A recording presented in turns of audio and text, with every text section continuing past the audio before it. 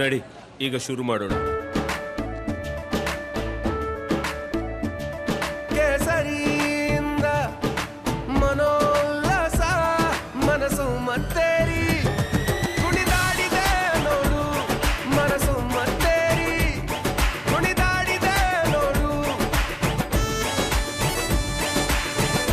ಕ್ಷಣ ಕ್ಷಣವೂ ಆಚರಿಸಿ ಕೇಸರಿ ಹಬ್ಬ. ವಿಮಲ್ ಬಾಯಲ್ಲಿ ಹೇಳಿ ಕೇಸರಿ. ಡೀಸೆಲ್ ಖಾಲಿಯಾಗಿ ರಸ್ತೆ ಮಧ್ಯದಲ್ಲಿ ಕೆಎಸ್ಆರ್ಟಿಸಿ ಬಸ್ ಕೆಟ್ಟು ನಿಂತಿದೆ. ಶಿವಮೊಗ್ಗ ಜಿಲ್ಲೆಯ ಹೊಸನಗರ ತಾಲೂಕಿನ ಮಾಸ್ತಿಕಟ್ಟೆ ಬಳಿ ಈ ಘಟನೆ ನಡೆದಿದೆ. ಮಾಸ್ತಿಕಟ್ಟೆಯಿಂದ ಕುಂದಾಪುರಕ್ಕೆ ಕೆಎಸ್ಆರ್ಟಿಸಿ ಬಸ್ ತೆರಳ್ತಾ ಇತ್ತು. ಆದರೆ ಮಾರ್ಗ ಮಧ್ಯೆ ಬಸ್ನಲ್ಲಿ ಡೀಸೆಲ್ ಖಾಲಿಯಾಗ್ಬಿಟ್ಟಿದೆ. ಬಳಿಕ ರಸ್ತೆಯಲ್ಲೇ ಬಸ್ ಕೆಟ್ಟು ನಿಂತಿದೆ. ಇನ್ನು ಅಧಿಕಾರಿಗಳಿಗೆ ಪ್ರಯಾಣಿಕರು ಹಿಡಿ ಶಾಪವನ್ನು ಕೂಡ ಹಾಕಿದ್ದಾರೆ.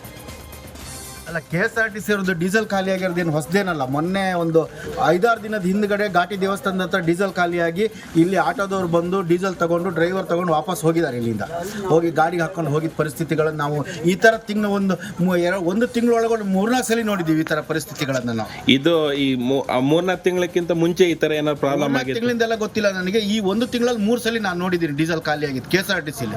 ನಾವು ಕೇಳಿದ್ವಲ್ಲ, KSRTC ಘಾಟ್ ಸೆಕ್ಷನಲ್ಲಿ ಓಡಾಡೋ ಗಾಡಿ ಡೀಸೆಲ್ ಹೆಂಗೆ ಖಾಲಿ ಆಗತ್ತೆ ಕೇಳಿದರೆ ನಮಗೆ ಗೊತ್ತಿಲ್ಲ.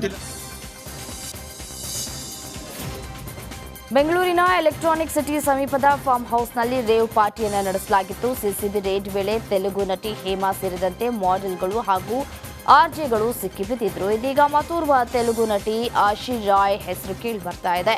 ಈ ಬಗ್ಗೆ ವಿಡಿಯೋ ಮಾಡಿ ಸ್ಪಷ್ಟನೆ ನೀಡಿರುವಂತಹ ನಟಿ ಆಶಿ ರಾಯ್, ನಾನು ರೇವ್ ಪಾರ್ಟಿಯಲ್ಲಿ ಇದ್ದಿದ್ದು ನಿಜ, ಆದರೆ ನಾನು ಬರ್ತ್ಡೇ ಪಾರ್ಟಿ ಅಂತ ಭಾಗಿಯಾಗಿದ್ದೆ. ಒಳಗೆ ಏನೇ ನಡೀತಾ ಇತ್ತು ಅಂತ ನನಗೆ ಗೊತ್ತಿಲ್ಲ, ನನ್ನ ನಂಬಿ ಪ್ಲೀಸ್ ಅಂತ ಹೇಳಿದ್ದಾರೆ.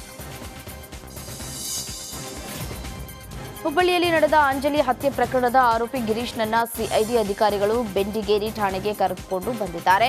ಕಿಮ್ಸ್ ಆಸ್ಪತ್ರೆಯಿಂದ ಕರೆತಂದು ಠಾಣೆಯಲ್ಲೇ ವಿಚಾರಣೆಗೆ ನಡೆಸಿದ್ದಾರೆ. ಇನ್ನು ಗಿರೀಶ್ ವಿಚಾರಣೆ ಜೊತೆಗೆ ಆತನ ತಾಯಿ ಸವಿತಾಳನ್ನ ಠಾಣೆಗೆ ಕರೆಸಿ ಸಿಐಡಿ ಅಧಿಕಾರಿಗಳು ತೀವ್ರ ವಿಚಾರಣೆಯನ್ನು ಕೂಡ ನಡೆಸಿದ್ದಾರೆ.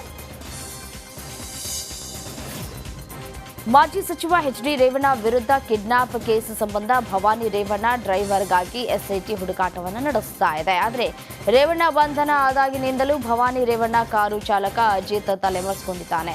ಒಂದು ವೇಳೆ ಅಜಿತ್ ಅರೆಸ್ಟ್ ಆದರೆ ಈ ಪ್ರಕರಣಕ್ಕೆ ಟ್ವಿಸ್ಟ್ ಸಿಗುವಂತಹ ಸಾಧ್ಯತೆ ಇದೆ. ಕಮಿಟಿ ಸಭೆಯನ್ನು ನಡೆಸಲಾಯಿತು. ಸಭೆ ಬಳಿಕ ಮಾತನಾಡಿದ ಮಾಜಿ ಸಚಿವ ಸಿಟಿ ರವಿ, ವಿಧಾನಸಭೆಯಿಂದ ಪರಿಷತ್ಗೆ ನಡೆಯುವ ಚುನಾವಣೆಯ ಸಂಭಾವ್ಯ ಅಭ್ಯರ್ಥಿಗಳ ಬಗ್ಗೆ ಚರ್ಚೆಯನ್ನು ನಡೆಸಿದ್ದೇವೆ. 3 ಸ್ಥಾನಗಳಿಗೆ 40ಕ್ಕೂ ಹೆಚ್ಚು ಹೆಸರುಗಳು ಚರ್ಚೆಯಲ್ಲಿದೆ. ಪಕ್ಷದ ರಾಜ್ಯ ಸಂಘಟನಾ ಪ್ರಧಾನ ಕಾರ್ಯದರ್ಶಿ ಜಿವಿ ರಾಜೇಶ್ ಹಾಗೂ ಬಿವೈ ವಿಜಯೇಂದ್ರ ವರಿಷ್ಠರ ಜೊತೆ ಚರ್ಚೆಯನ್ನು ನಡೆಸಿ ಅಂತಿಮ ನಿರ್ಧಾರವನ್ನು ತೆಗೆದುಕೊಳ್ತಾರೆ ಎಂದಿದ್ದಾರೆ. ಮಳೆಯಿಂದಾಗಿ ವಿಜಯನಗರ ಜಿಲ್ಲೆಯ ಹಂಪಿಯ ಶ್ರೀ ವಿರೂಪಾಕ್ಷ ದೇವಾಲಯದ ಸಾಲು ಮಂಟಪ ಹಾನಿಗೀಡಾಗಿದೆ. ಈ ಬಗ್ಗೆ ರಿಪಬ್ಲಿಕ್ ಕನ್ನಡ ವರದಿ ಪ್ರಸಾರ ಮಾಡಿದ ಬೆನ್ನಲ್ಲೇ ಜಿಲ್ಲಾಧಿಕಾರಿ ಎಂಎಸ್ ದಿವಾಕರ್ ಹಂಪಿಗೆ ಭೇಟಿ ನೀಡಿ ಪರಿಶೀಲನೆ ನಡೆಸಿದ್ರು. ಇನ್ನು ಡಿಸಿಗೆ ಪುರಾತತ್ವ ಇಲಾಖೆ, ಪ್ರವಾಸೋದ್ಯಮ ಇಲಾಖೆ ಮತ್ತು ಕಂದಾಯ ಇಲಾಖೆಯ ಅಧಿಕಾರಿಗಳು ಸಾಥ್ ನೀಡಿದರು.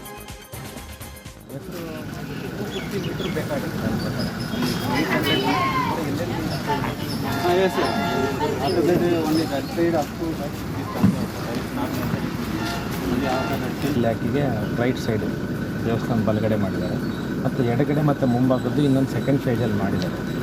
ಅವ್ರಿಗೆ ಸುಮಾರು 8 crores ಒಂದು ಪ್ರಾಜೆಕ್ಟ್ ಪ್ಲಾನ್ ಮಾಡಿದ್ರಂತೆ. ಬಟ್ ಬೇಸರ